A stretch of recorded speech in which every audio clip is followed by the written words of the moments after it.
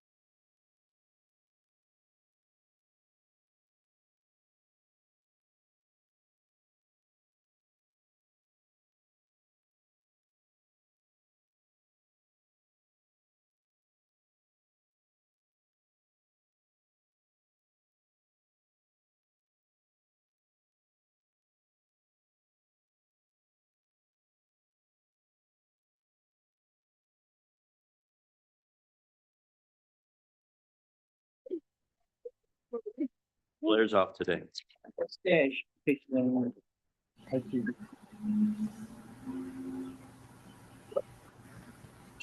Hey, hi, good morning, everybody. Today is Friday the 13th, June 13th, 2025.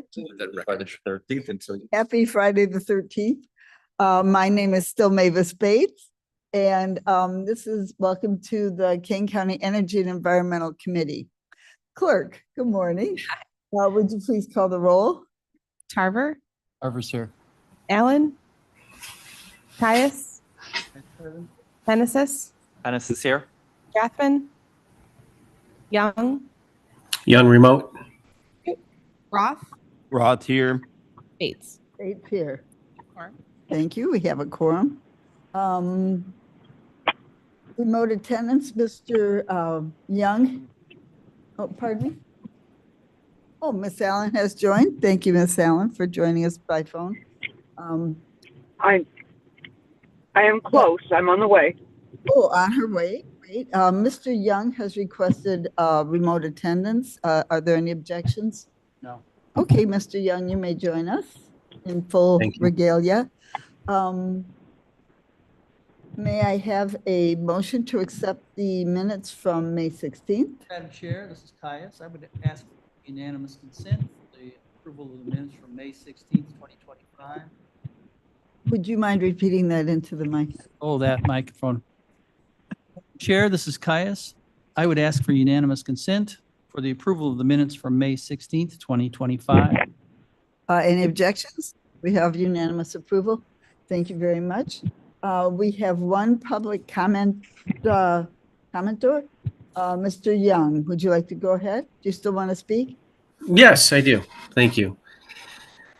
David Young, you are probably witnessing and experiencing the same thing I'm experiencing, which is poor air quality.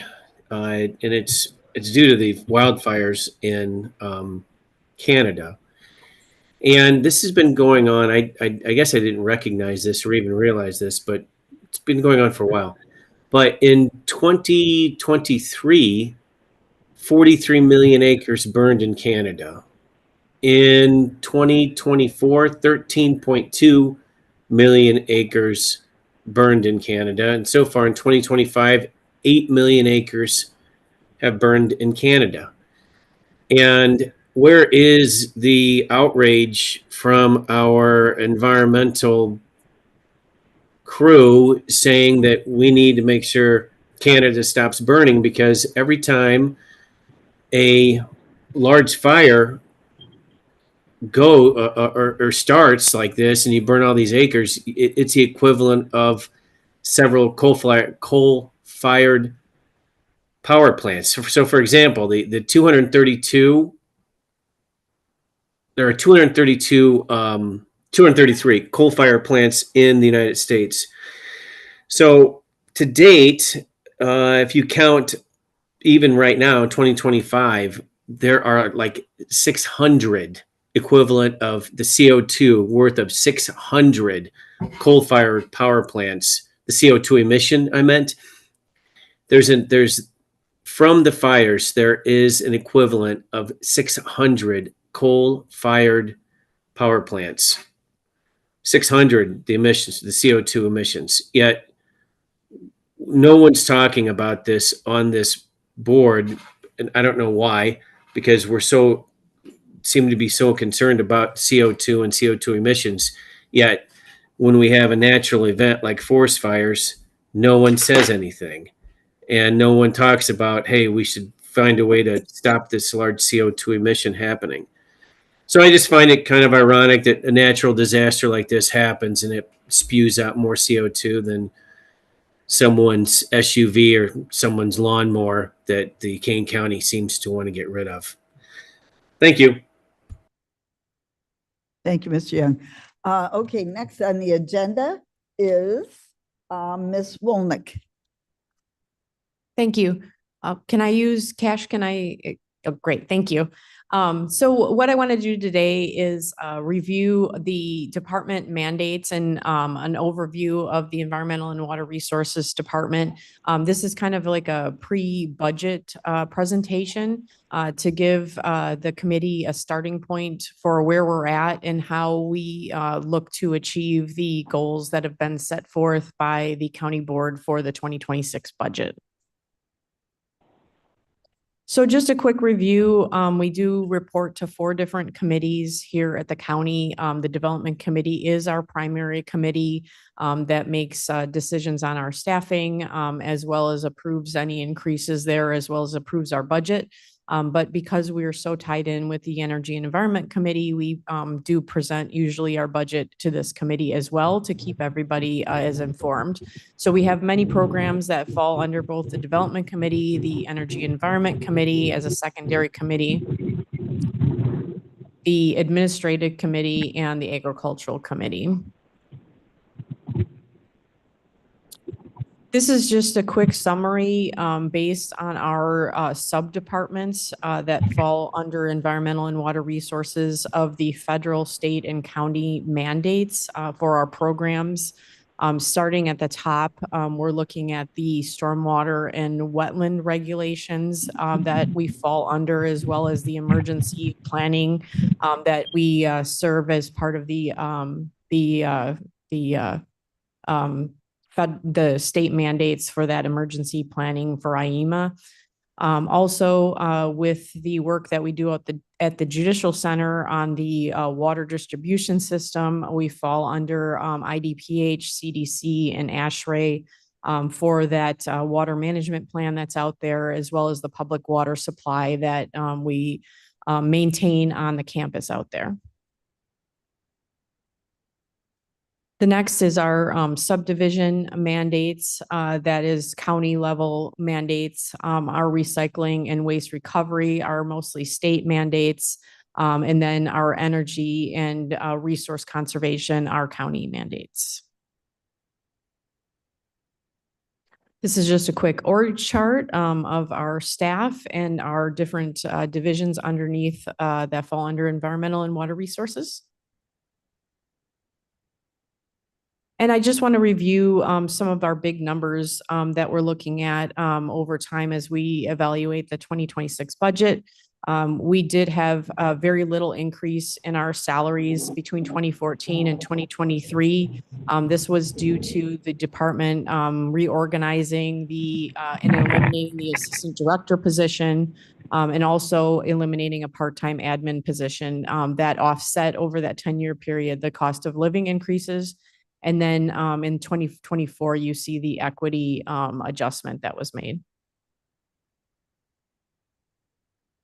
So we have several fees and incomes to revenue to the county that support our salaries within our department.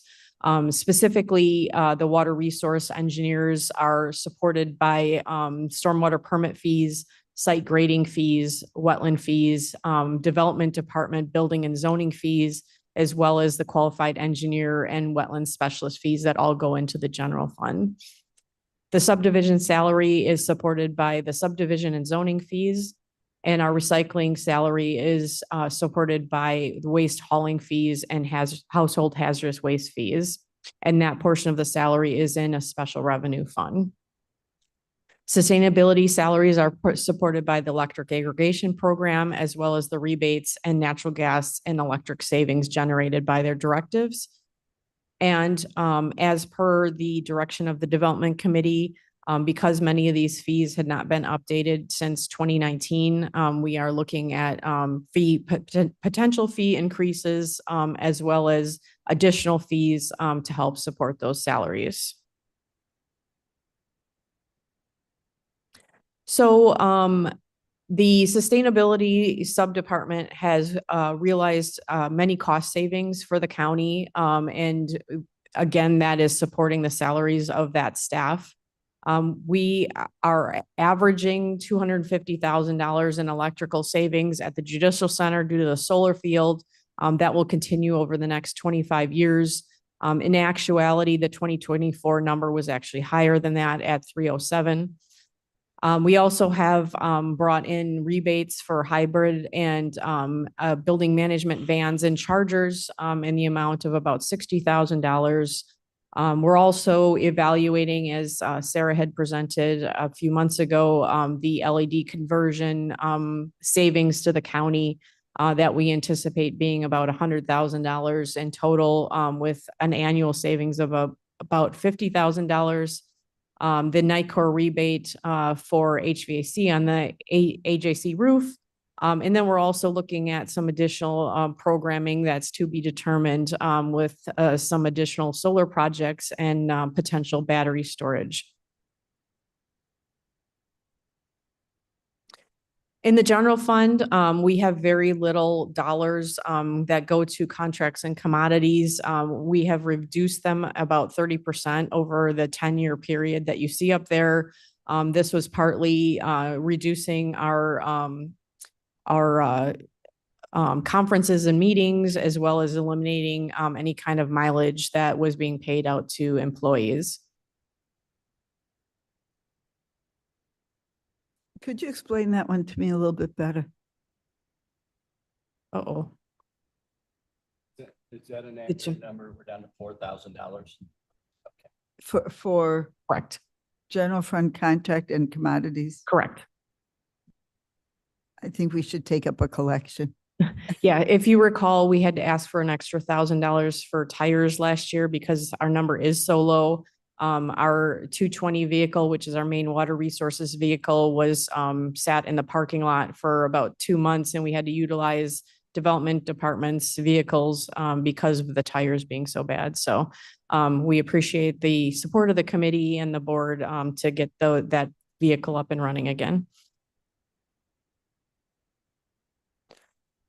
Just about some history on the 650 Enterprise Surcharge Fund again. I kind of bring this up every time we do the budget, just so the board is aware of where that money came from and the importance of maintaining a fund balance in 650. It was originally generated from the tipping fees from the Settlers Hill landfill. And the Illinois Pollution Control Act 45 restricts the use of these funds for long-term monitoring and maintenance at Settlers Hill, inspection, enforcement, and other activities in accordance with the Solid Waste Disposal Act for other environmental related purposes. And for that reason, we're using the 650 fund to support our recycling and sustainability activities. Waste management is currently in the post-closure period of that landfill. That's typically 20 years. So that would mean if everything is acceptable to the IEPA, they could actually turn the landfill back over to us for operation in 2027. We don't believe that's going to happen because there are some gas and offsite groundwater issues that are currently ongoing. So that will likely go longer than the 20 years, but eventually it will be the county's landfill to maintain in perpetuity. The county board did reduce the 650 minimum fund balance when the cross-country course was under construction to have more usable cash for that project from $4 million to $3 million. These funds are critical to support any environmental issues with the closed landfill period. These would be third-party lawsuits, the gas and groundwater mitigation, leachate disposal costs, which are only going to go up because of the PFAS issues. So we do recommend sending through a resolution, increasing that minimum fund balance back to the $4 million to ensure that we have sufficient funds that are available for the post-closure period, and it doesn't hit the general fund right when that happens. By maintaining the fund balance in 650, we're also able to use the interest earned on that fund to pay for the salary, contractual service, and commodities for the mandated recycling and waste recovery programs, which reduces the burden on the general fund. No, Mr. Roth. You want to wait till the end? No. Since we have to maintain is 3 million, do we have new funds coming in? Or No. Since the landfill has been closed, we do not have any new Okay. funds coming in. Okay, and we're using all the interest that we earn every year? Correct. Okay, so we're currently sitting at 3 million in that fund, or is it? No, we're sitting at 5 million in the fund. Okay. We have funds from ARPA for other projects Right. as well as grant funds in that fund Okay. as well. I guess my concern, since we're gonna have to maintain it forever, 3 million can go away very quickly. What type of expenses potentially could we have a disaster? I think we need to be proactive looking out, Well, I think. because I don't want to all of a sudden one year find out, okay, we got a $10 million bill. And that's why we want to plan going forward to make sure that there's sufficient funds at least to get the county going. It will be about $500,000 a year to maintain the vegetation on the landfill, the settling, and the leachate disposal Right. is the current estimate. So it will go quickly, but it at least will give the county some time to budget that in the general fund as opposed to being hit with that right out of the gate. If there were to be an issue, there's also the funds for attorneys and engineers that would be necessary to start looking into the issue. Obviously, it's not going to fund any kind of major repair out there, but at least would give a funding mechanism to at least get started on some sort of Okay. process moving forward. So right now, Waste Management's responsible for any expense that occurs now. 100%, yes. And you're saying you don't think they'll turn it over to us in 27? I don't believe so. Okay, what's your best guesstimate? I think they're getting close. So I would say probably if 5 years beyond that might be, it's, yeah. Well, 5 you years, may, yeah, usually- between 2020, I would say 2030, 2032. I'd recommend, basically you do your best, the optimistic, pessimistic, and then the one in the middle, which means at some point we're going to have to do 5, but we're already, it's going to cost 5 million. We could be in trouble pretty quick. Correct. Yeah. But at least there'll be several years worth of operational costs for the board to find some other funding mechanism, but it is coming. Right. And that's my concern. Mr. Pennison. I guess I got two questions. The first one is, what would be those costs? What would we be spending that $3 million, $4 million, $5 million on over the next? It would be $500,000 a year. About 250,000 of that is leachate disposal, which is potentially going to get more expensive because we're finding out more and more that the wastewater treatment plants aren't accepting the leachate because of the PFAS in it. And they have no treatment mechanism for that. So if IEPA comes out with PFAS requirements, we will be hunting to find somewhere to dispose that leachate. The landfill is settling. It settles every year. So you do need a stockpile of dirt out there to make sure that any settlement points are addressed rapidly, and making sure that that water is able to run off the landfill, because the more water you have infiltrating in the landfill, the more leachate you end up in, the more treatment costs. And so it behooves you to make sure that the cap and the grading on the cap is as efficient at removing water as possible. And then the third item is you cannot have trees growing on the landfill. And so there's constant maintenance of the vegetation out there. There's a lot of invasives. It's a massive landfill. And so there's that cost as well. So the estimate from Waste Management is about $500,000 a year for just those items that will be ongoing every year. All right, and then the second question I have is, I mean, we have to look for revenues here. There's no revenue possibilities like for methane gas or anything to tap that from this? There's not. The current generation plant out there is going to the city of Geneva.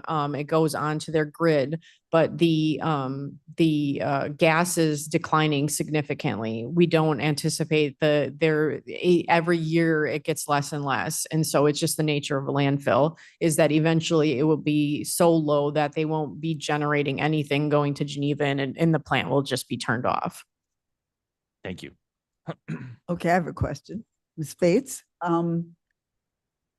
so you mentioned possibly a resolution will be needed soon to raise the minimum in the fund, the enterprise fund, to 4 million. Maybe it should be 5 million.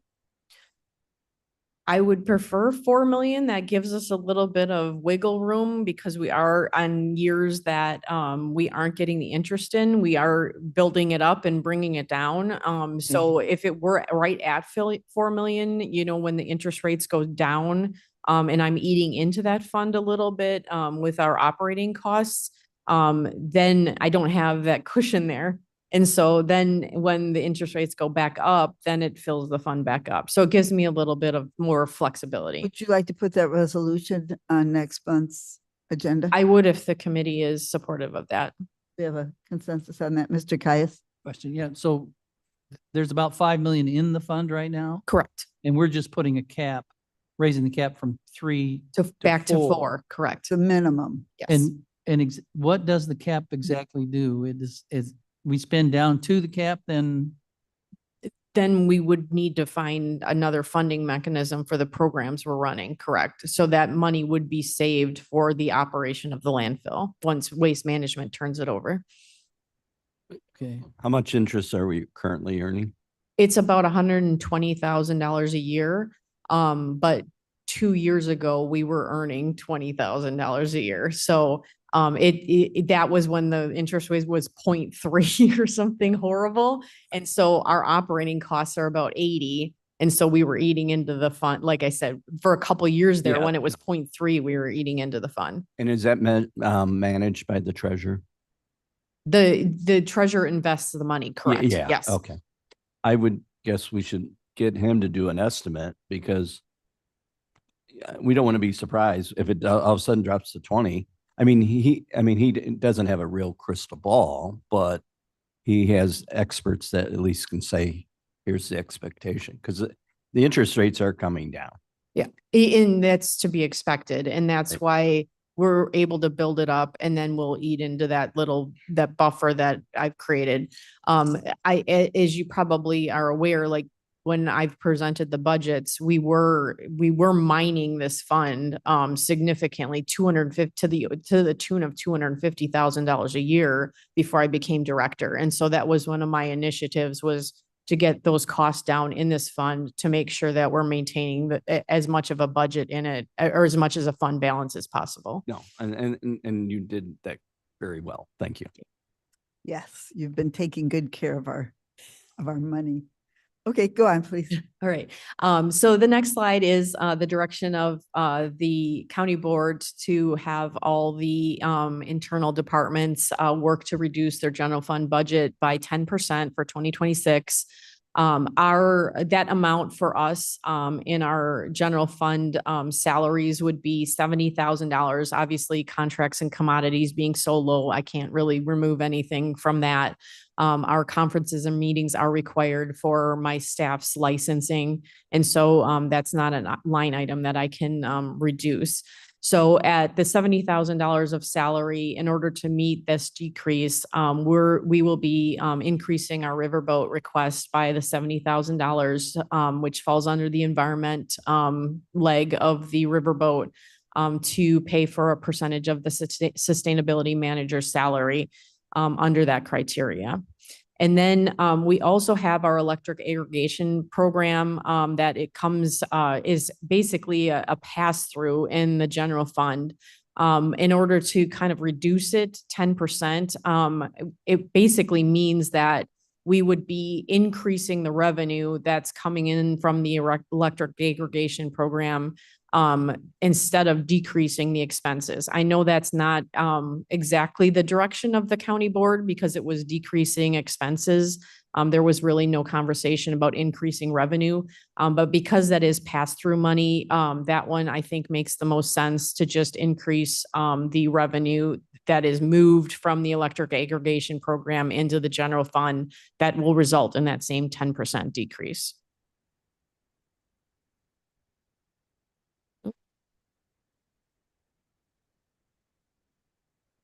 Oop, I'm going backwards. Sorry.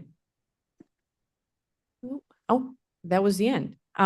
So my intent is then, as we put the budget together, my goal is to have the actual budget presentation back before this committee in July. We are working with the other internal departments to achieve that 10% decrease and meet the requirements. And I'll take any questions. Well, I have a comment. I don't think this is a question. Maybe it is. But I believe that the intent of the 10% reduction, that has not been carved in stone. That's not a decree.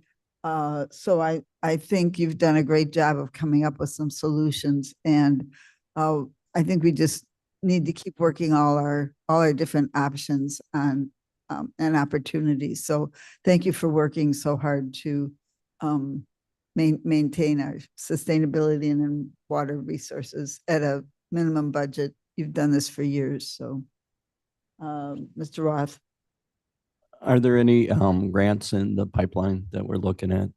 I know grants are getting harder and harder to get right now. Yeah, they are getting harder and harder to get, but we keep looking, and I think there are some opportunities in like private grants that we potentially could get. Claire will provide an update on the composting thing. Okay. So that's providing potentially a portion of her salary that's in the 650, which will be really helpful when the interest rates go down, that we have less salary coming out of there, at least for a short period of time. So we need more worms, Claire, right? No.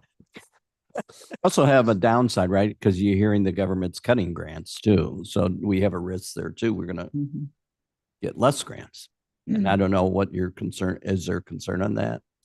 Well, we're not grant funded, and so any grants that we get just help us out. Positive. Yeah, So but it's not most. We're of not them, reliant like the health health department. right. Yeah. So Okay. short term though, it certainly helps for a year or two in the period of the grants that it reduces our operating costs. Okay. So we're always out there looking Okay. for more opportunities, and again, opportunities to save the money from electrical and natural gas as well as that side, because that's still a reduction to the county's operating costs. Right. Mr. Young. Thank you, David Young. Could you go through that, Jody, could you go through that again with how you're going to cut the because you brought up that what the finance committee said that there was going to be that they were asking for a 10% cut across the board with every department. And then you said pretty much the way from my standpoint, you're not going to really do that. You're just going to take money from a different fund so that you don't have to cut anything. It sounds like. Could you clarify that, please? Yeah, that's correct.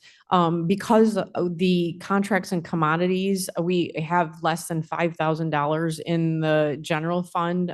There really is nowhere to cut. Like I said, with the tires on our car, even having any kind of maintenance on our vehicles right now, we would be over budget. And so from the contracts and commodities, we don't have anywhere to cut. So the majority of our general fund budget is salaries. And so we would be moving the 10% of our salaries into a special revenue fund, basically, which is funded by the riverboat. The electric aggregation wouldn't be a cut at all, as I explained, because that is a pass through. It's like what's coming in is going out. We would just increase the revenue coming from the electric aggregation program into the general fund, which would technically meet that 10% if that was acceptable to the county board. Okay, thank you, Okay. Ms. Walnick. And I can take it offline, but I'd like to learn more about that aggregate, just to make sure I understand that. I don't want to take up time now. Okay. Any other questions for Ms. Walnick? All right, then we will move on the agenda to the next item, which is Ms. Ryan. Great. Yeah, I don't have slides today. I just have 3 quick updates. The first, Jody kind of alluded to it, but really good news that the USDA composting and food waste reduction grant money is released. So yeah. So I, just want to thank all of you and really the whole board for the support in an unusual situation. So I'll just be working with the state's attorney's office to show them that yes, in fact, the money is here, and then we can start the subaward agreements. And yeah, as Jody mentioned, a small portion of my salary is in that as well for, I think 2 years. So yeah. So that was our what if Yeah, resolution? yeah, that was our, if and only if this money becomes actually available to us, we'll do this work. Yeah. So I want to thank this committee and exec and finance committee and the whole board for letting us move forward with this, so we didn't miss out on this grant. And it only took 2 weeks or a month. No, Or thank you, Claire. Yeah, for doing that. it's been a long process. Well, to you, it's been an extremely long Yeah. process. To us, it was like, well, some people, you don't want to vote on a what if, but it turned out for the best. So Yeah. thank you, everybody. Yeah. And then I guess second, we've had a couple of successful events since our last meeting. We had our first shredding and recycling collection event at the Circuit Clerks building. We had, just off the top of my head, I believe it was 725 cars come through, about the same amount of shredding that we normally get in an event. People are happy, good weather, it was good. And then just last Saturday, we had a successful pop-up event in partnership with the Village of North Aurora. And that was about 150 cars came through, and we filled the little box truck twice. We run interference to Fabian to drop it off. So yeah, it was good. Last update is just about battery recycling. So I spent 2 days this week meeting with folks from Call to Recycle, which they're actually going to be changing their name soon, but they're a nonprofit organization that essentially runs and organizes battery recycling programs funded by battery manufacturers. So that type of program is starting due to the passage of the Battery Stewardship Act last year. The program will be starting on January 1st of next year, and it'll bring essentially free recycling for all consumer batteries, dry cell batteries, not car batteries are a little different, but to all of Illinois. And it's exciting, but it's also a little scary. Call to Recycle has like 30 years of company history working on this. And they have several states that they're working with to implement these programs, but Illinois is by far the biggest so far. The only state they've done that is recycling all batteries for free, including alkalines, which are like 80% of the volume, is Vermont. And Vermont has like the population of DuPage County. So it's, it's a little scary.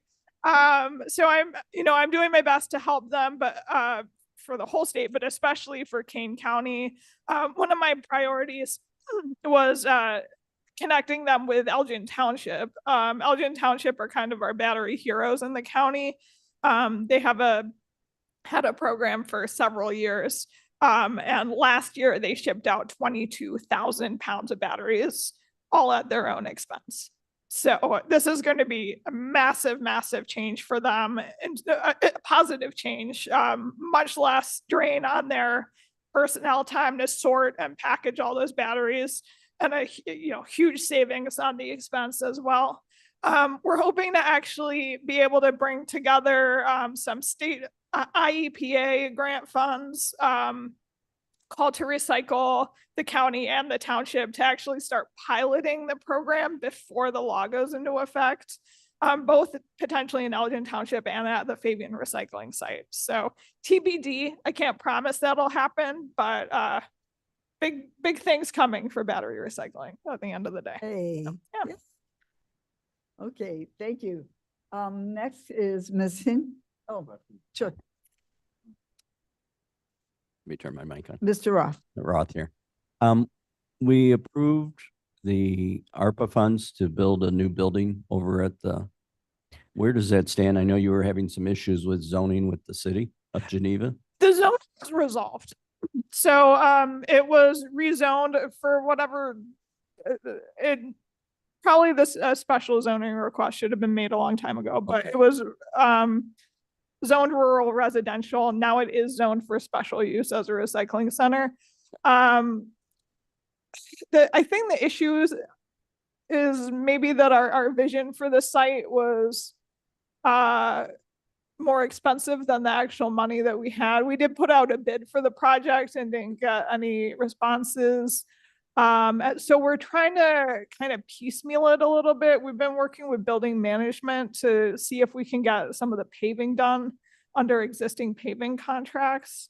And then kind of start again. I mean, we're kind of aware too that just due to the overall economic situation of the county, it's maybe not the best time to do a big, like very visible, expensive project. So But on the other side, we're using ARPA funds, which means we have 18 months to spend it or we lose it. No, actually, the ARPA funds were under our operating expenses. Okay, And so so you we didn't went- use ARPA for the. Yeah, so we don't have a time limit any Okay, longer okay. because the costs that we had since 2021 actually expended the funds that we were getting from ARPA. Okay, And wasn't it the grant that we received today, or that you're telling us about today for that remodeling, the upgrading at the, No.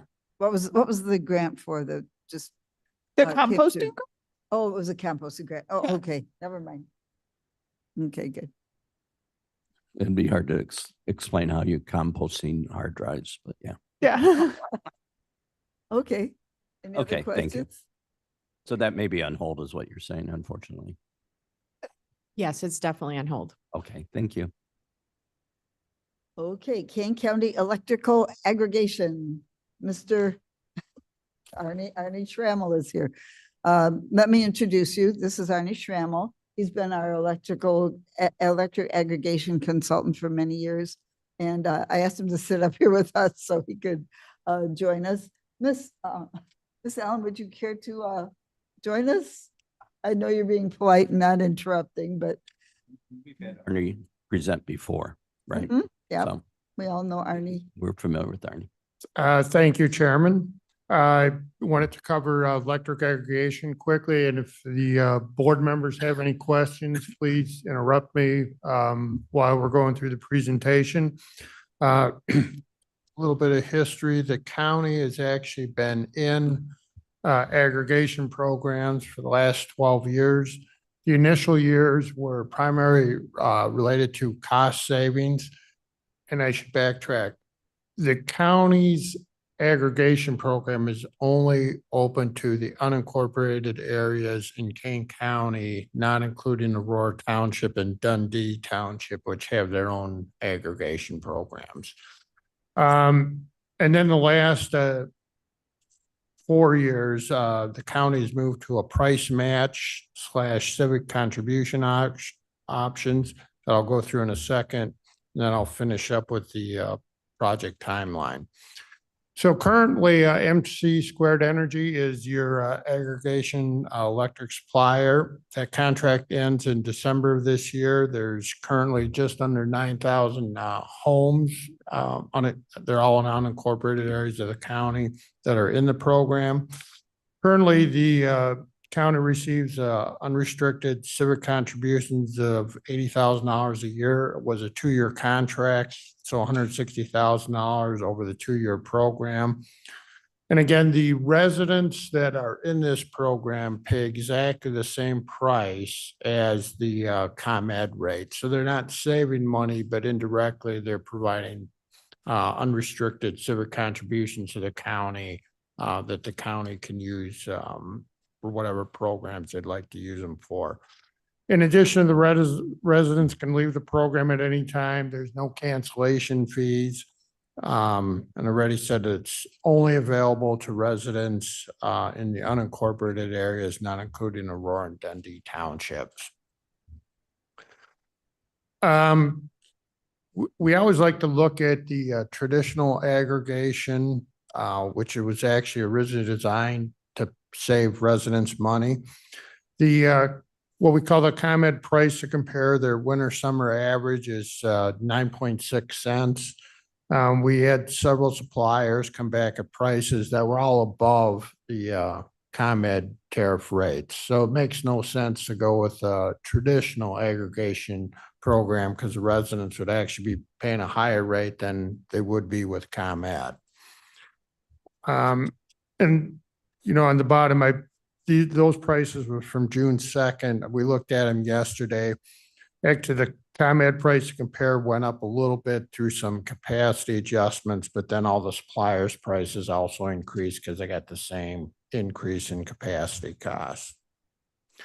One of the good news is the if the county did want to do a renewal, the civic grant is increasing roughly 35%.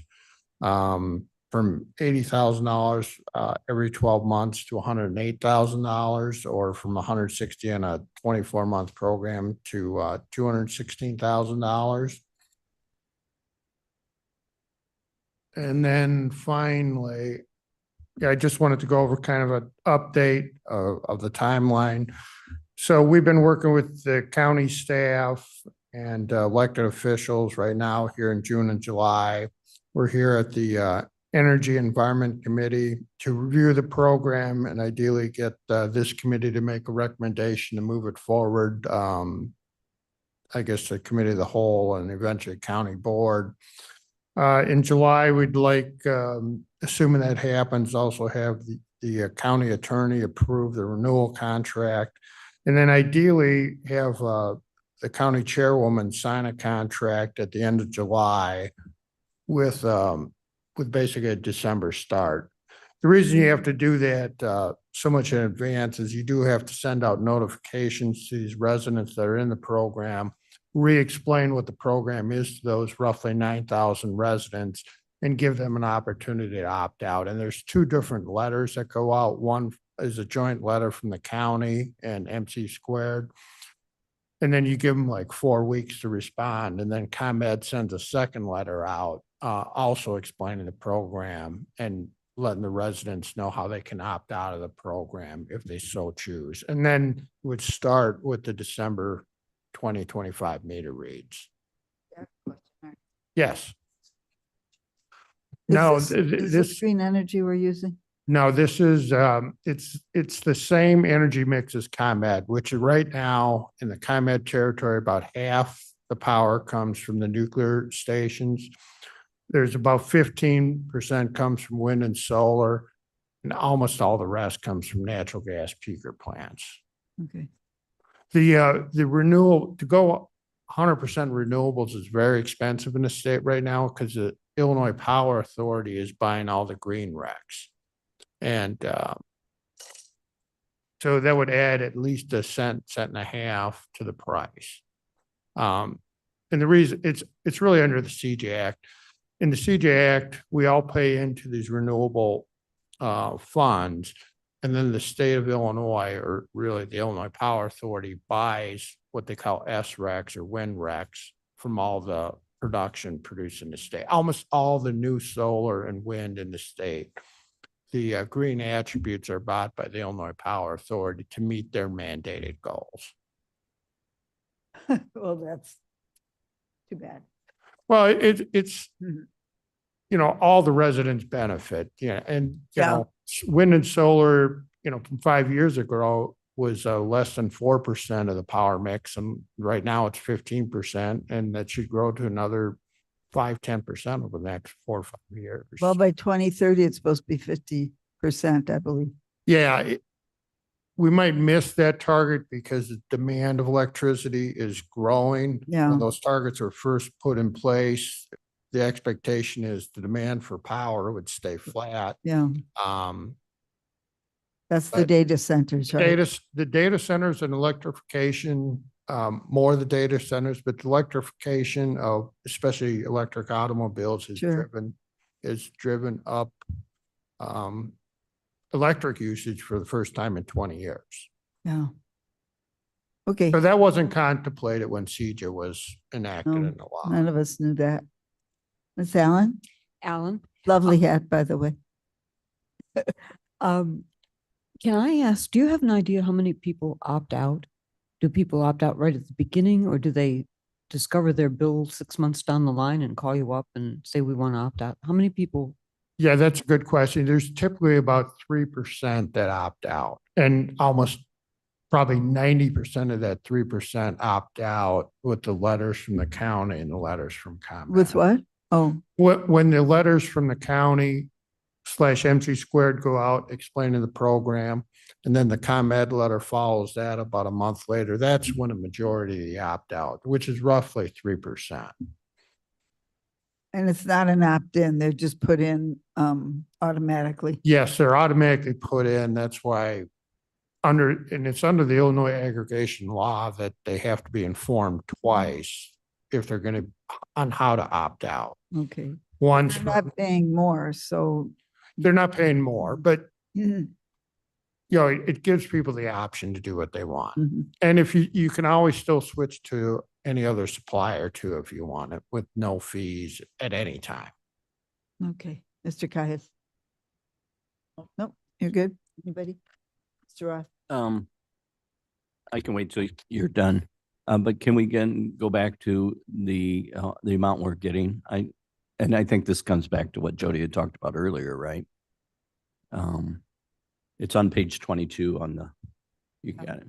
All right, so we're going from 80 to 108. And who's providing that money? They're paying the county that? Yes, MC squared, the electric supplier, pays the county that on a monthly basis. In order to do business in the county. And then we determine, or who determines what the residents pay then? MC square or we do? The residents pay exactly what the ComEd rate is. That's the agreement all the time. so Right. they're not- So the ComEd rate, it moves up and down. And so the MC rate will move up and It down. matches it perfectly every month. So this money MC square is paying is for them to do business in King County. Yeah, as long as, if King County sponsors this program, then they say, okay, we'll pay, $9,000 a month. Because they're gonna make some money off of it and they can't Right, make right. And money so they're, without. right. So we're basically licensing them an agreement to do business in the county. Yes. Okay. And it We're has, giving the incentive instead of paying somebody else the incentive. yeah, no, I understand that. What are we currently using this money for when it comes in? At the direction of the board, since the beginning of the electric aggregation program, there's the administrative fee, which is in the general fund and pays a portion of the sustainability manager's salary. That's Okay. since the beginning. So Okay. when our rates were lower, part of that rate was coming back to the county to support that position. Okay. So with the civic contribution, it is running the same way. It's still supporting part of that salary. When we had the discussion about the civic contribution, when we could no longer get rates that were lower than ComEd, this committee directed us to ensure that all of that funding is going back to the residents that are paying into this program as part of the electric aggregation. And so it's in a separate fund. And that fund is being utilized only for projects that directly benefit residents. And so we have Austin's program for the energy efficiency for farmers. That's been launched. We're also looking at a water conservation program and then a low income energy conservation program that would come directly out of those funds. So we're not lowering their rate, this money we're getting, we're not helping to lower their rates. We're providing programs. That was my original recommendation, was to refund the money back to the residents in the program with a check through the treasurer's office. But this committee directed us otherwise. And then what you had said a little bit ago, you're recommending 10% of this then goes back to the general fund? An additional 10%, correct? Right. Okay. Well, not of the total of the person's salary, which is about $30,000 a year. Okay. Which is what we'd give it back to the general fund. Yes. Okay. And since it's going up, that helps. Correct. It helps us run these programs to help give that Right. money back to the residents. It's also important too, because many of the grants that we go out require matches to get money to serve the Right. residents. And so we'll be using those funds as well As matching as funds. matches. And Yeah. there's about $500,000 right now in that account. Okay. All right. Okay. That explains. Okay. Thanks. Yeah, the final thing, we're just recommending that this committee approve extending the program out up to 2 more years and then move it through the county board approval process. I do have one more question, sir.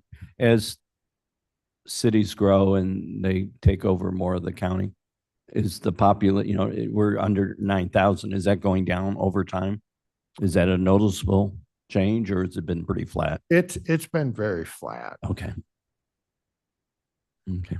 I suppose that's because they can build subdivisions but stay in unincorporated, but you're wondering if there's a lot of annexation. Well, yeah, as annexation, and that was my question, and it's not an issue. And why does Aurora and Dundee have their own? When this goes back when the aggregation law was first passed, it was directed only at cities, towns, and villages. Okay. And then in follow-up legislation, they let townships also enter. And before you can do this, the voters have to pass a referendum allowing the particular village board or township board. And then in follow-up legislation to that, they said counties can do countywide aggregation for unincorporated. But before that legislation was passed, Aurora Township and Dundee had passed their own aggregation programs and was voted on by their residents to give those township boards authority to be in aggregation programs. And they decide how they spend the money they Right. get. Like Aurora Township is in the exact same program that the county's in. Okay. That's when I met you, Arnie. Yep. I met you when Aurora started their aggregation. But Aurora, let's go Aurora can decide how they want to spend the money they're getting from MC Square, right? And it may be Yes. different than what Yes. the county's doing. Yes, and the city of Aurora is also in the same exact program the Okay. county's in. Now their civic contribution is higher, but they have a lot more residents eligible than the unincorporated residents Right, of right. Kane County. Madam Chair, if you want to skip to the resolution, there's a presentation in between there on the agenda. We had understood when this program started that the original resolution allowed the chairwoman to sign these agreements because they are kind of time sensitive with the electrical costs. And last year, the state's attorney did determine we had to send that resolution through every year. And so the resolution is authorizing the chairwoman to sign the extension with So you want to MC. skip down to the If you resolution? want to, so there's not confusion. So if there's Yeah, any Arnie, questions. it was that the last of your, okay. Oh, Yes. thank you, Cash. So page 33 on the agenda. Okay, I'd like to present this resolution authorizing signature on the master power supply agreement for the Kane County Electrical Aggregation Program. Genesis have a- moves. Genesis I moves, second. Kaya seconds.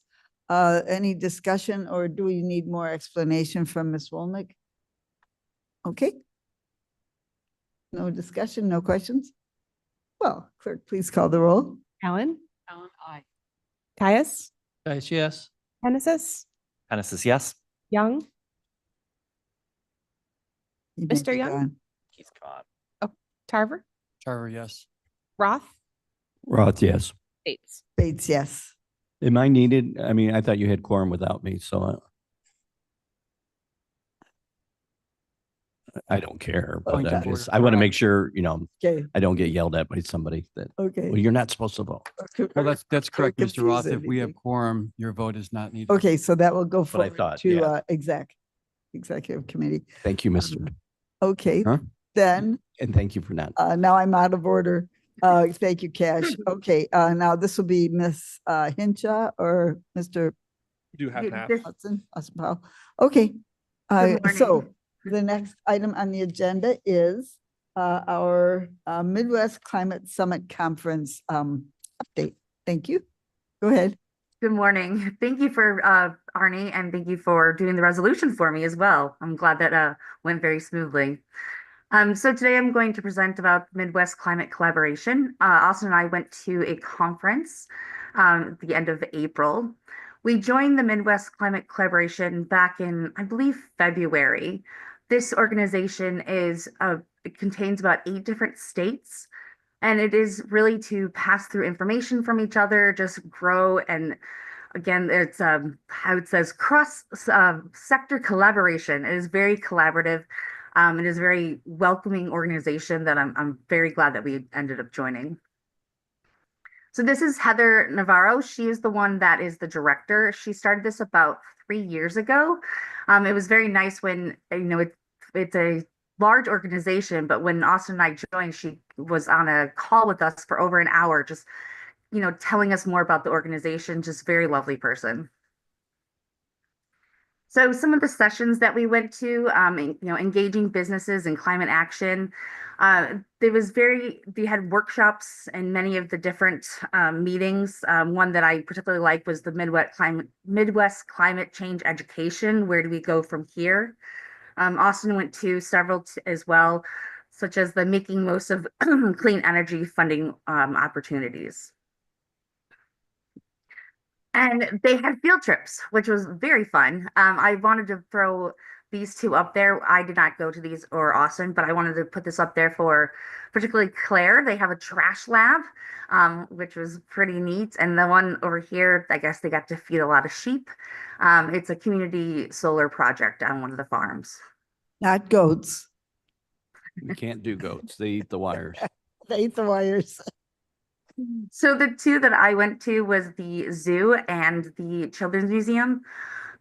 Both were just amazing at how much sustainability and energy savings they have at both the places. Both are LEED certified. On you know, the museum is one building, but all the buildings at the zoo is LEED certified. They have geothermal running throughout. They have this very large underwater storage that saves them about 2 million gallons of water a year, which is pretty amazing. The Children's Museum was phenomenal. There's a video here to kind of explain some of the things that they do if you'd like to watch, but anywhere from like their floors are old gym floors. They have buoys throughout. Just the creativity that they had in reusing objects was just, again, it was phenomenal.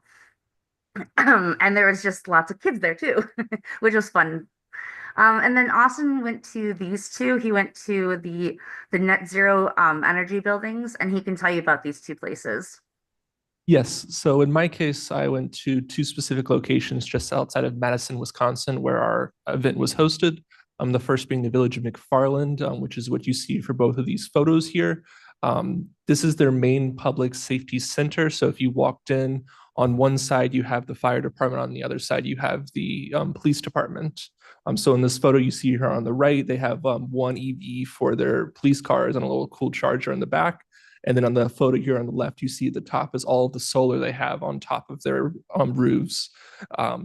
If you notice, the solar panels are sitting kind of at about a 5% angle. The idea was to get as much panels on there as possible to try to cover the overall energy usage and needs for the building. I don't have photos up as well, but downstairs they also had heat pumps and geothermal to help power the building. And I believe, if I remember correctly, they're very close with some little tweaks to some of these systems they have to get to like full net zero. So they're very close on not spending any energy costs. The other place I went to as well is Forest Edge Elementary, which is a couple miles down the road. I don't have any photos of it, but I do recommend y'all to look it up. It's a very beautiful building. I kind of wished, as if I was a kid, I was there. It was very welcoming. You walk in, you feel like very comfortable from the get-go. It was also designed to be net zero as well. On top of the roofs, they have a bunch of solar as well. The difference would be that the angle is more at 10%. And I believe they generate more power than what they need for the building. So they send some of that power back into the grid. On the back part of this elementary school, they also have I believe it's a state forest preserve or a state wildlife area. So as you're moving up to the second floor, you see a bunch of green and lush area, and it's really gorgeous view. And in some of these specific rooms they have diagrams teaching about solar, wind, or even geothermal, like just on the side of the panels you would see. There was one very telling one they had where they essentially flipped the Wisconsin State Capitol upside down. And then they had the geothermal lines going even farther below the actual height of the building. So you could see how far their lines actually go down to keep the building cool. And then also a cool thing they had would be on their windows, such as this, the half part here, they have it more shaded to deflect any of the additional heat from the sunlight. And at the fronts of like the edge of the windows, they'd have a little like green space. They had to change the angle so it wouldn't burn the plants, but it helped lessen the overall energy usage and needs inside the building and keep it cool. Okay, thank you for that update. Next, we did our resolution. Madam Chairman, can I? Oh, can Ms. I break Allen? in? Austin, can I ask, did they give you any idea of what it costs to build that and how long it would take to catch up, to have the return on investment? They did, and I think I wrote it down. If I did not, I will go find that answer for you. Yeah, that's always the problem when we face this as well. You have to upfront so much money, and when you Yes. get it back, and it's wonderful to see some real live government organizations that said we can afford to do this, and we will. I just wondered what. Yeah, they made it clear to me that the ROI was pretty quick. I need to go find the exact number for you. I don't want to give you anything wrong, but it from what I remember, it was a very quick turnaround. Okay, great. Normally when you're talking to us, it needs to be, so. Okay, well, I'm glad you were able to go to that meeting, the conference. And are they going to do it every year? Is it going to be? Yes, they do it every year. Okay. The I wanna current one, go. of course, was in Madison, Wisconsin.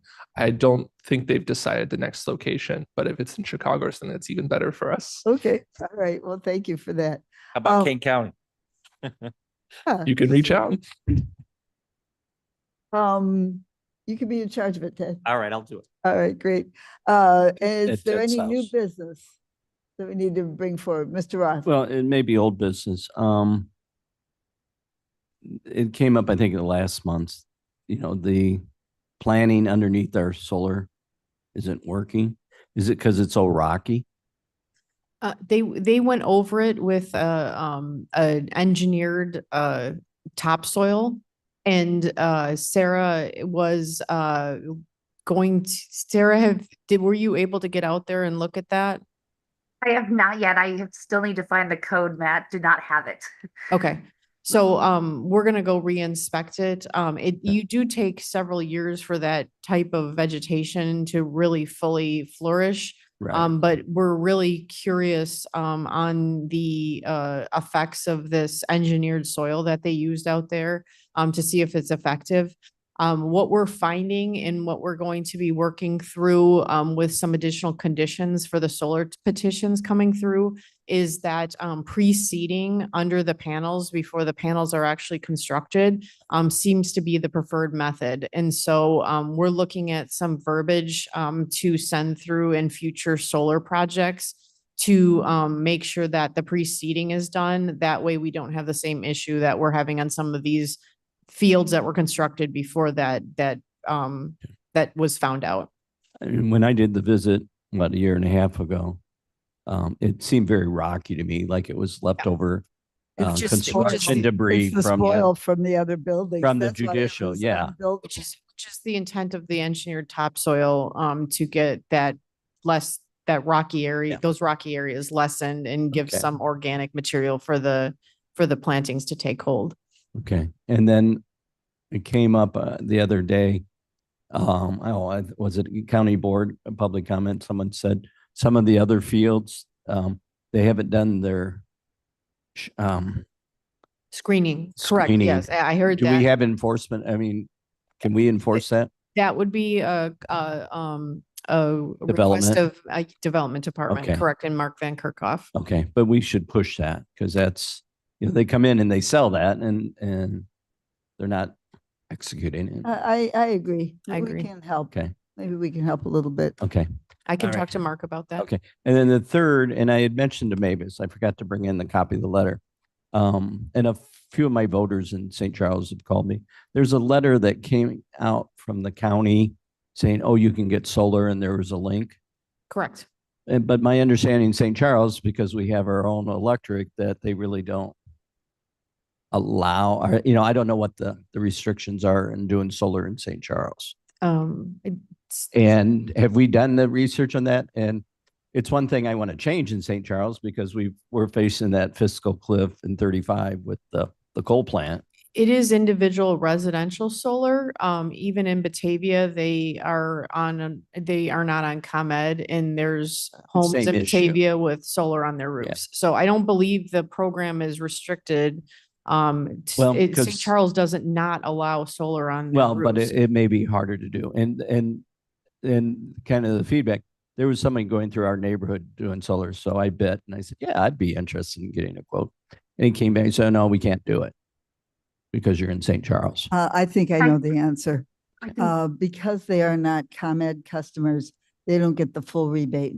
Okay, You can still do it. It's not illegal.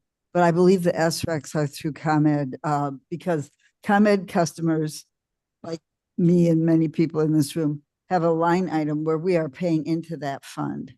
And so it's not a taxpayer program. I'm sure Arnie's ready to jump in and save me from myself, but because ComEd ratepayers are paying for the SRECs, Prairie State customers don't get all of the rebates. Okay. It's still legal. okay. It can't stop you from having solar panels. Well, we have a new sheriff of town. Really, it's the mayor. Okay, Arnie, Oh, go okay. ahead. I should have Yeah. called on you first. Yeah, Mavis is correct. Currently there's three rebates. There's the tax credit, 30% federal tax credit. There's the Illinois Power SREC. And then there's the ComEd Smart Inverter rebate. Okay. So the ComEd rest- what? What was the ComEd one? the ComEd Smart Inverter rebate related to Smart solar inverter. and battery. Okay. The residents of Batavia, Geneva, St. Charles are eligible for the Illinois Power Authority SREC rebate, Which They're is what percent? Upfront? about 30%. So Fed is 30, state is 30, so that's 60. Yeah, but they're not eligible for the ComEd Smart Inverter rebate, Which which is is what about percentage? 15%. Okay. In addition to that, there's been people going around trying to sign people up for community solar, which again is the best program in the world.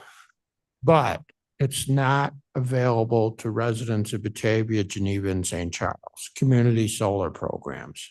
Okay, They're only eligible, community solar programs are only eligible to Ameren and ComEd customers. And was that what that letter was about, was community solar? No, that was about the solar on your roof. Okay. And, just, Okay. Ameren, okay, now I'm ready. Okay, Ted. okay. Oh, Yeah, well, I wanted to finish up, and we do have a new mayor in town, and we are facing, in 35. What are we gonna do about that coal plant? I want to start working with the city to say, and have the county work, at least St. Charles, how can we help them to get more solar, which will help them down the road, get off the coal plant? Getting grants or whatever to make up that 15 we can't get because of ComEd, Okay, good, good. That's right? great. That's a great plan. Yeah, Yeah. agree. Ted, Yeah, Mr. Penniston. do we know that federal tax credit, what was passed in the House at the, Oof. did they extend that? I mean, I know it was originally supposed to be good through 2031. The House bill that passed, called the big beautiful bill, is completely killing the tax credit by the end of this year. The senator making some changes, but it will not affect that tax credit you're asking for. That tax credit's basically going to be sunset by the end of the year. Fantastic. What, That's good what news. was that, Austin? The Senate is currently working through some of their changes to the tax credits. As Arnie mentioned with the House bill, it essentially leads to a full repeal. And the Senate are making some changes to some credits, mainly like nuclear and geothermal and such. The text hasn't come out yet, but from the discussions I've been reading and hearing, those are some changes that some House members wanted to happen, but for some reason didn't push hard enough during the first part of that bill. Okay. So it's still up in the air, but the main tax credits here related to solar are going to be essentially gone, unless the production tax credit and the ITC might survive. But okay, so the bottom line you're saying is that the solar tax credits will be gone by, say, next by year. the end of the year, most likely, yes. Okay. That's the federal one. But they could still utilize that if they do it this year. they Yes. could Get that federal tax Yes. credit this year. Yes. Yeah. That's the key right now. Mavis, Sarah has her hand raised on Zoom. Oh, okay. Okay, hang on, Sarah. So everything I said was wrong, in other words, possibly? No, No. no. So I said that, that only ComEd and Ameren customers would receive the SRECs, but you said that No, Prairie State, the SRECs are available to everybody, the rural electric utilities, the Okay. municipal owned utilities. You are correct. The residents of Batavia, St. Charles, and Geneva are not paying into those funds, and they but- still get and them. they can still collect them. Such a deal. Right. I mean, part of what people in municipal owned electric utilities, Batavia, St. Charles, Geneva, they got to decide if they want to opt into those type of programs, Opt into which programs? start adding a line item for renewable portfolio Oh, okay. standards and Okay. stuff like ComEd bill has those Mhm. line items on Mhm. the bill that all ComEd customers are paying into, which Okay. funds those type of programs. But I'm a little off the subject here, but will solar slow down if the tax credit goes away? It'll probably slow down, but the price of electricity has also gone up 35%. So the net economics of solar really haven't changed. Well, it's getting. Right. Good point, Ernie. So I don't, will it slow down I actually think it'll speed up because there'll be the fear of missing out or FOMO. So I think it'll speed up through the rest of the year. Then it'll, but that's probably pulling some demand forward. Then it'll slow down and then it'll go back to a kind of an equilibrium because the CJIS stuff in Illinois is funded through 2032. Okay, I want to give Sarah a chance to. Yeah. Sorry, Sarah. Go ahead, please. That's okay. Ms. Thank you. Henshaw. Excuse me.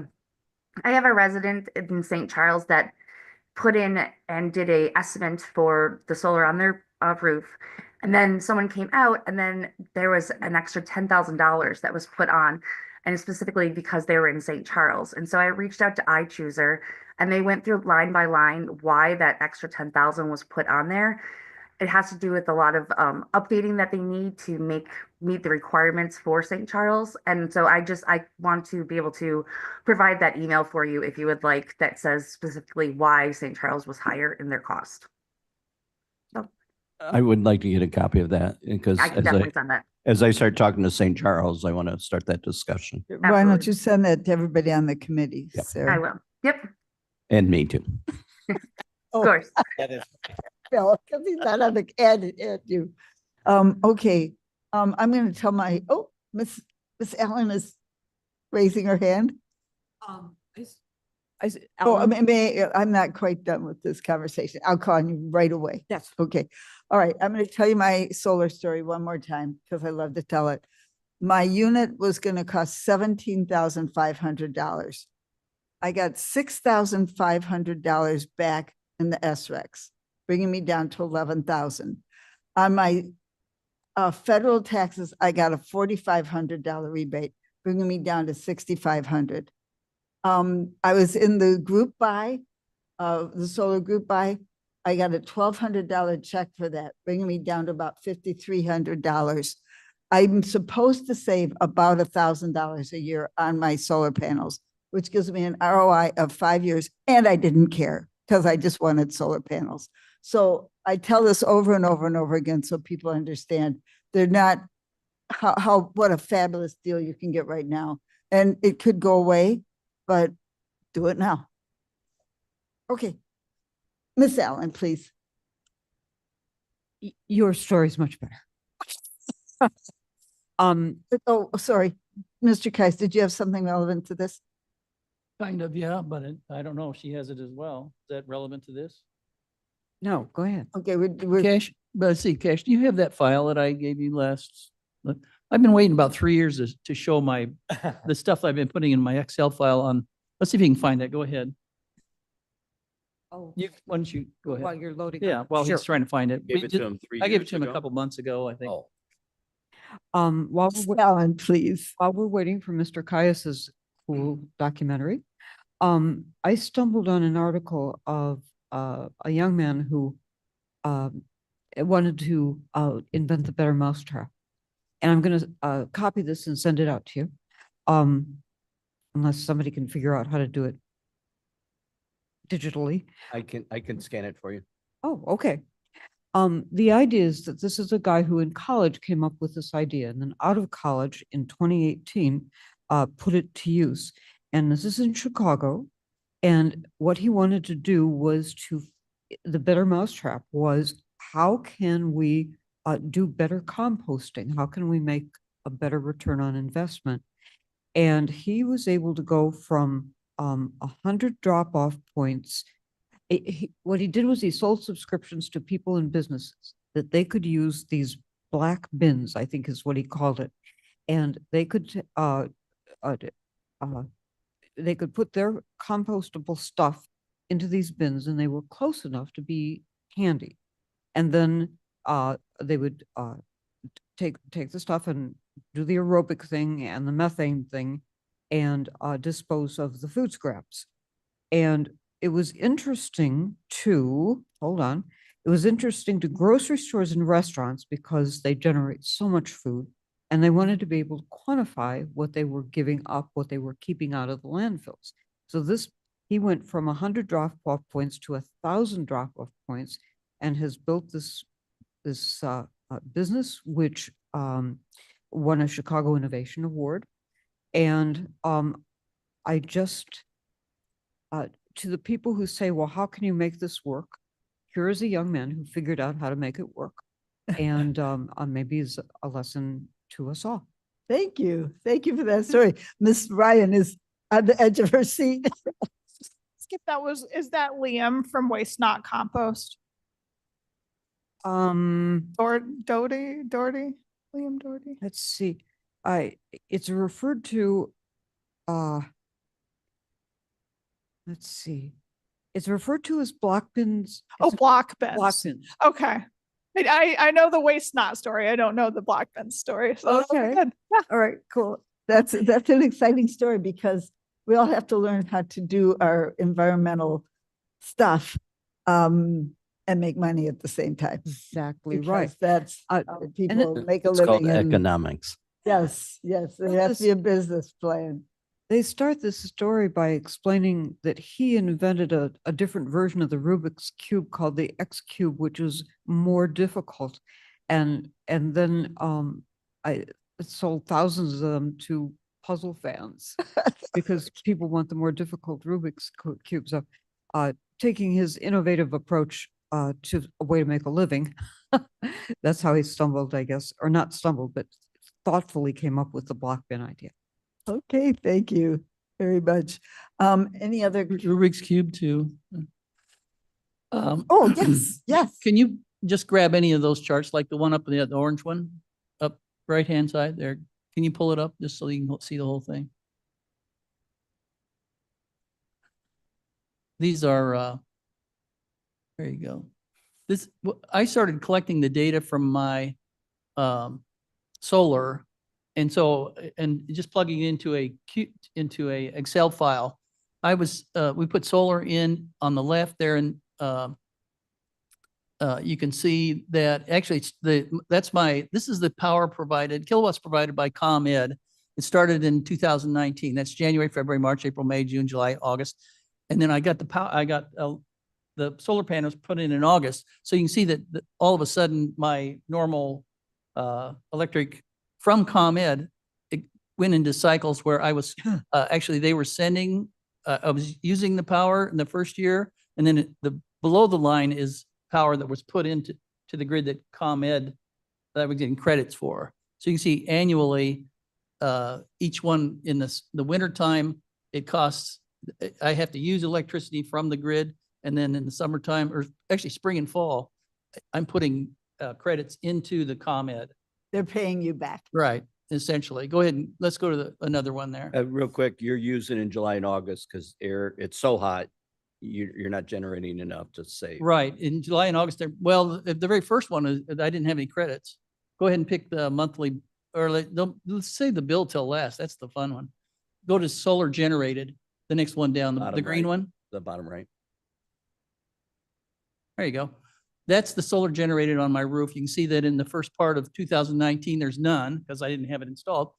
And then you can see that in the spring and fall, each of those that's when it's generated, or actually those are the summertime. In the summertime, it's generated, wintertime, not generated, summertime. So that's 1, 2, 3, 4, 5 years of what the solar panels produced. Go ahead and grab another one.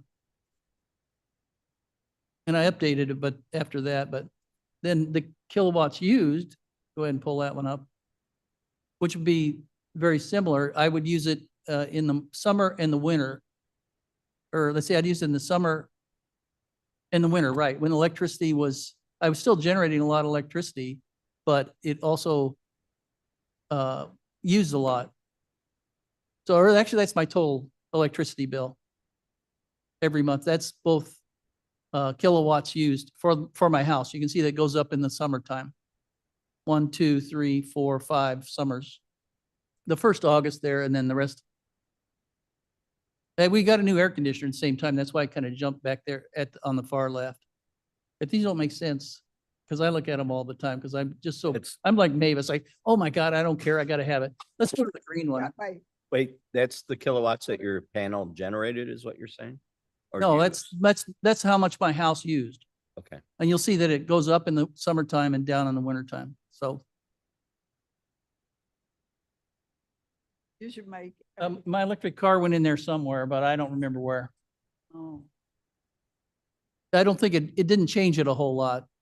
I think my car, it has 21 miles on it for electricity. So it's not a completely, it's a gas hybrid or a plug-in hybrid. So I get first 21 miles on the electricity. And then go ahead to the green one up. ComEd bill, yeah. Yeah, the ComEd bill. I think this gives. This is the one I like the best. Wow. Oh my gosh. Wow. Wow. Oh, that's even better. You stretched it out way high up there. You're paying some cheaper rates than I do for my apartment. You can see that the first part of the 2019, those are my bills, monthly bills. Before you had the I got solar. And then you can see I got solar in the fall. Then I didn't have any saved up for the first winter. So that's why the first winter was pretty high. And then I pay $14 to $16 a month, something like that. And the time that you see that, there's a little spike at maybe the summertime, but mostly it's in the wintertime. Yeah. That I'm paying when like December, January, February, there was probably 19, 20, 21, 23, 25. So I usually pay, now this doesn't account for the loan I got to put the new roof on, which was right about the same time. My roof was old at that time, so I had the roof replaced and then got the solar in there. Supposedly I would have a loan about $70 a month for 20 years or You something needed like the that. new roof anyway, right? But I needed a new roof. That's a anyway. requirement because it costs, Right. well, Cheryl went through that, right? She had That's- to replace her roof and That's one of the things, yeah, you do when your roof. So those are the things I've been, and then I've added a few more since then, but I gave it to cash. So, but it's about the same thing. I see that's my house, what I pay, what I get from my solar and how it compares. And of course, I have that one file there. It has all jumbled together, but you can see as the solar goes up, the power goes down. So and that's the reason that you can use ComEd is that they store the credits up, whereas I'm guessing in St. Charles and Geneva, they don't take the credits, right? So you don't get a credit, so. But that's Algonquin. That is a thing of beauty.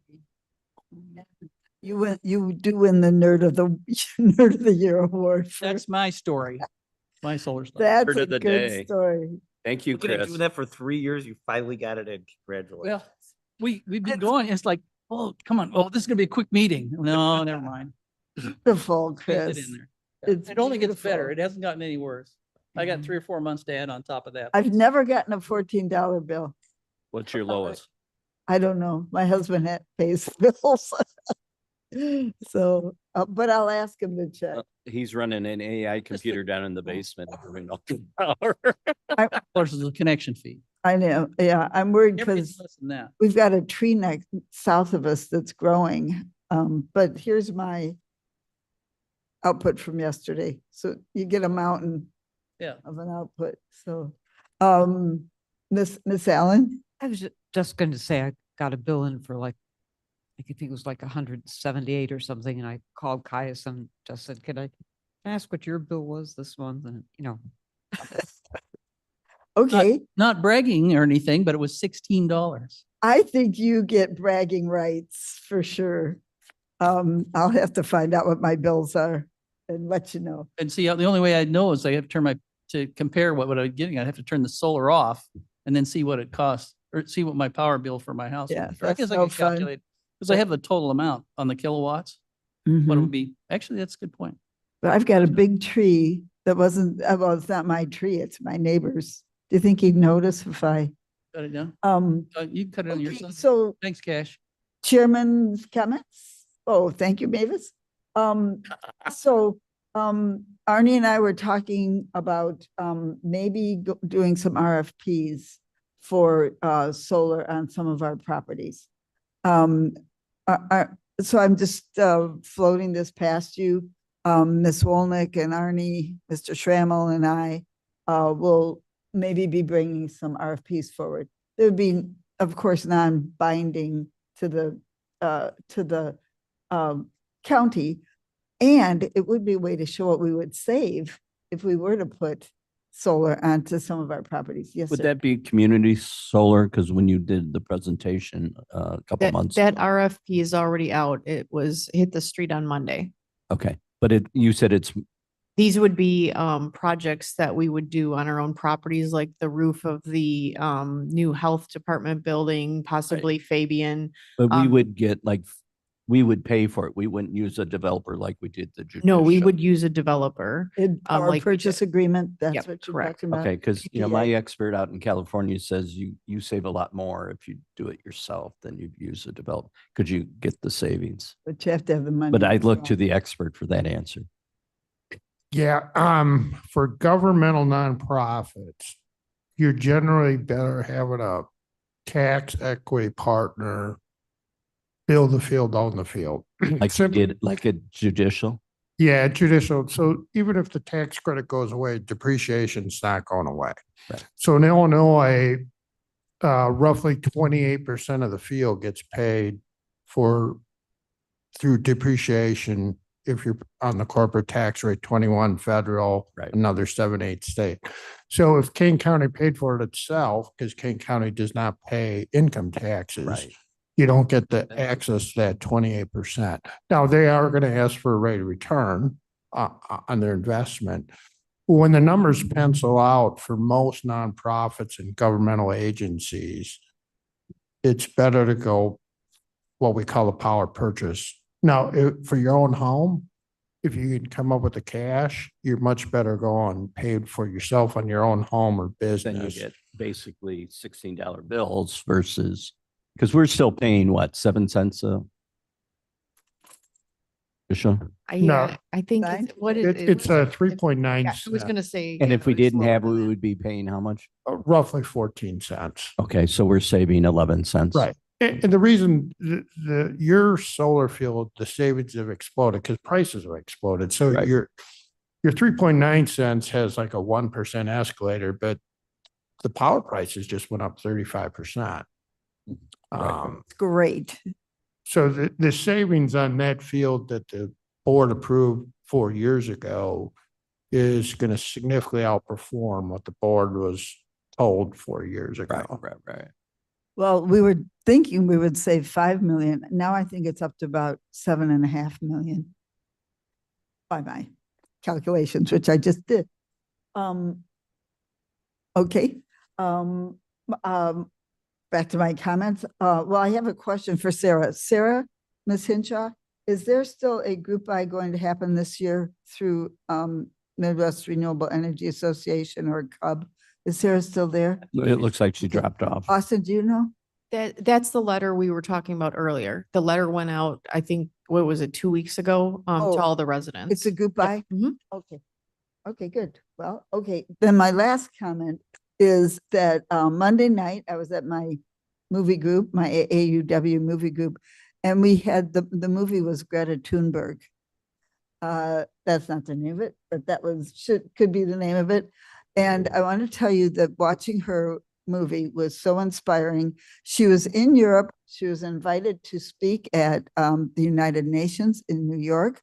She would not get on an airplane because of the pollution that air travel causes. She took a boat, a small boat, because that was a big part of the movie, across the ocean to not use those emissions, not create more climate polluting, greenhouse gases. She is an inspiration. She made me ashamed of myself. So we have to always be doing more. Whatever we can do for sustainability wise, we have to keep doing it. One time I had a conversation, I can't remember who, about what is the most important committee in Kane County government. And I still say it's energy and environmental. Some people might say it's finance. Some people might say it's administration. I say it's energy and environmental. We have a mission to accomplish. And so let's keep at it. Thank you very much to my wonderful staff, as always, my wonderful committee. Are we ready to go forth and make this happen? Madam Chair, I would ask for unanimous consent to place reports on file. Why, thank you very much, Mr. Caius. Do we need a second on that? No, I don't think so. Okay, Not you're done? unanimous, just listening. Let me get this straight here. We're just listening for an objection. You're Are not, there any objections? if you don't none, hear anything, hearing you none? know, you're good. Make that so? Okay, then let's, I would entertain a motion to adjourn. I will move to adjourn. Mr. Pennis moves to adjourn. Ms. Allen, would you care to second that? What? I'll have to get someone else. Caius seconds. Caius seconds. Okay, Okay. okay. All in favor, say aye. Aye. Thank you for a great meeting. I got my thing and I.